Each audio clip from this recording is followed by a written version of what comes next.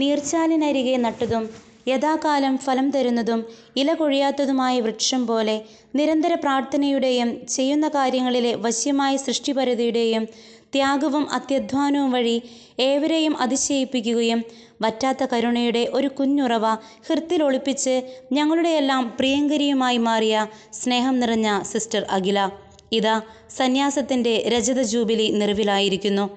അഖിൽ പോലെ എരിയാൻ സദാ സന്നദ്ധയായ സിസ്റ്റർ അഖിലയുടെ സന്യാസ ജീവിത നാൾവഴിയിലേക്ക് നമുക്കൊന്ന് കടന്നു ചെല്ലാം. തൃശൂർ അതിരൂപതയിലെ വരാക്കര ഇടവകയിൽ റാഫേൽ സെലിൻ ദമ്പതികളുടെ മൂത്ത മകളായി റെയ്സി ജനിച്ചു. തനിക്ക് താഴെ പിറവിയെടുത്ത അനിയനും അനുജത്തിക്കും നല്ലൊരു ചേച്ചി. അമ്മയെ എല്ലാ വീട്ടുജോലികളിലും സഹായിക്കുന്നത് കടമയായി കണ്ട് ഉത്സാഹത്തോടെ കണ്ടറിഞ്ഞ് ചെയ്യുന്ന മകൾ.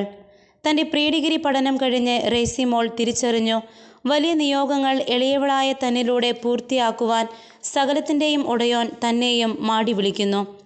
എന്നെ അനുഗമിക്കുക എന്ന യേശുസ്വരത്തിന് കാതോർത്ത റെയ്സി മാതാപിതാക്കളുടെ അനുഗ്രഹാശിസ്സുകളോടെ കൂടപ്പിറപ്പുകളുടെ കണ്ണീരിൽ കുതിർന്ന യാത്രാമൊഴികളോടെ തൻ്റെ വീട്ടിൽ നിന്നും പടിയിറങ്ങി. പരിശീലനത്തിൻ്റെ നീണ്ട 4 വർഷങ്ങൾ, പ്രാർത്ഥനയുടെയും പരിചിന്തനത്തിൻ്റെയും കാലഘട്ടം.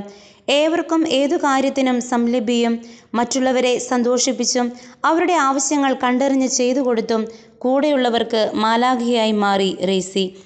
ആദ്യ വ്രതാർപ്പണത്തിലൂടെ തന്നെ ദൈവത്തിനായി നേദിച്ച് അഖില എന്ന നാമത്തോടെ അഖിലേശ്വരൻ്റെ സ്വന്തവും അഖില ലോകത്തിനും അമ്മയും സഹോദരിയുമായി മാറി സിസ്റ്റർ അഖില.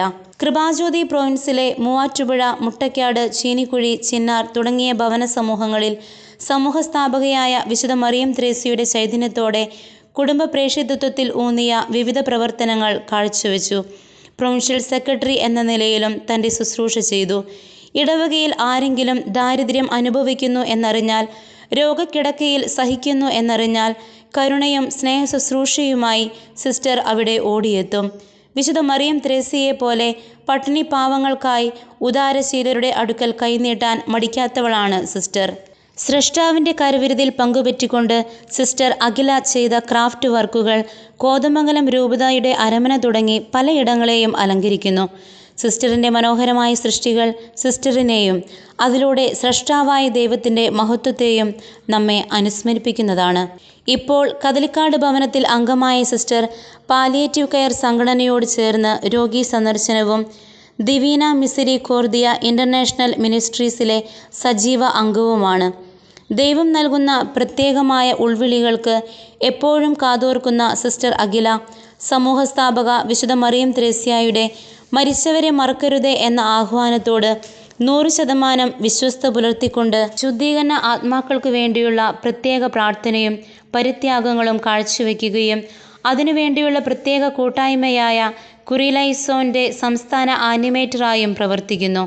ഈ ജൂബിലി വർഷത്തിൽ തൻ്റെ ഹൃദയനാഥനോടുള്ള നന്ദിയും സ്നേഹവും പ്രകടിപ്പിക്കുന്നതിനായി കൂടുതൽ പ്രാർത്ഥനയ്ക്കും ധ്യാനത്തിനുമായി സമയം കണ്ടെത്തുന്ന സിസ്റ്ററിൻ്റെ മാതൃകായോഗ്യമായ സന്യാസ ജീവിതത്തെയോർത്ത് തമ്പുരാന് നന്ദിയേകാം.